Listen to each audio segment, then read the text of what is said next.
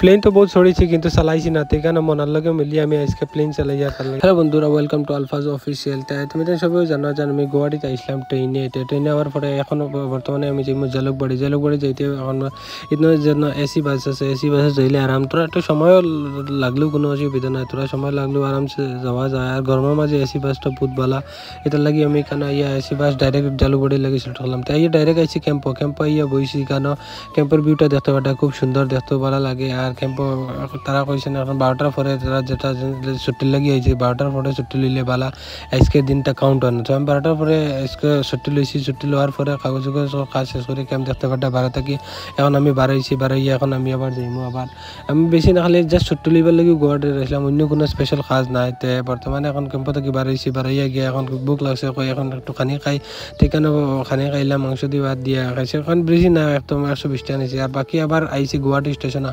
তো তোমাদের আগে দেখাইছি যে পল্টন বাজার থেকে বার হইতে, তো গুয়াহাটি স্টেশনে যদি মেইন সাইডে দিয়ে বার হতো এখান লোকিলা দেখতে লাগে, গ্রাউন্ডও কত সুন্দর করে বানাই আর আসনে একদম। আর এখানে সব পার্কিং গাড়ি রাখা পাই কোনো এখান এইদিকে থেকে বাড়ালে একটু চার্জ বেশি লাগবে, কারণ তারা পার্কিং চার্জ এটা দিতে লাগে। আর এটা হইলে ব্যাক সাইড পল্টন বাজার বেশিরভাগ ব্যাক সাইডে দিয়ে বাড়ানোটা ভালো, যদি খাম অত বেশি থাকে না ব্যাক সাইডে দিয়ে বাড়িয়ে গিয়ে ঘোরাঘুরি করতে পারে। বাকি 6-7 নম্বর আমার বলে ইচ্ছা কইতে 15 নম্বর না 7 নম্বর প্ল্যাটফর্মে দিয়ে বাড়াইলে পল্টন বাজার হইবা, এখানে 7টা প্ল্যাটফর্ম আছে।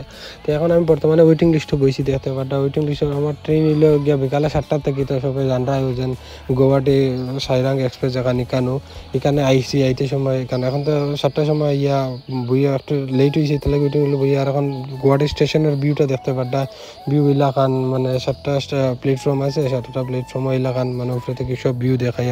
স্টেশন মোটামুটি একটা ডিসেন্ট আছে, ঠিকই আছে, সাফ সাফাই মোটামুটি একটা আছে। আর বাকি এখন আমরা ট্রেন আই গেছে আনিয়ে লাগাই দিছে 6টার সময় আনিয়ে লাগাই দিছে 4 নম্বর প্ল্যাটফর্মে লাগাইছে, যেন গুয়াহাটি সাইরাং এক্সপ্রেস যেটা আছে এটা 4 নম্বর প্ল্যাটফর্মে লাগা নিয়ে বর্তমানে ট্রেনে আমি বইমু। আর একটা আধা ঘন্টা আগেও লাগাই দিছে তো ট্রেন।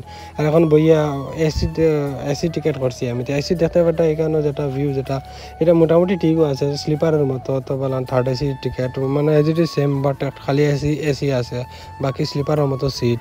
তো এখন ওইতে সকালে গেছে দেখতে পারটা বইয়া সকালের ভিউ দেখতে পারটা, এখানে কাটা কালার ভিউ আই গেছে। আর ট্রেনে ডিলিভারিও করছে না, অন টাইমও আনিয়ে নামাইয়া দিছে, ট্রেন ঠিক আছে অন টাইমও থাকে। আর হাইলাকান্দি স্টেশন এখন দেখতে পারটা, এটা হাইলাকান্দি স্টেশনও বর্তমানে এখন নতুন এটার লাগে এখন অত বেশি ডিলে করে না, অন টাইম রাখি দেয়। এখন মানুষ ভিড় দেখতে পারটা সকাল ভিড় স্টেশনে গেলে। আর এখন ঘর আই গেছে, ঘর আইয়া তার লগে মনার লগে একটু প্লেন চালাই, তার প্লেন এখান আছে তো এখান করে চালাই নিজে চালাই, তারে একটু তার লগে মজা করি। আর ওলাখান আমি ভিডিও ব্লগ দিমো যতক্ষণ সম্ভব পারি, ডেইলি ব্লগ আমি আপলোড করবো। আর বাড়ির লোকেল হাইলাকান্দিরও ভিউ করবো। এখন পর্যন্ত ভিডিও দেখবার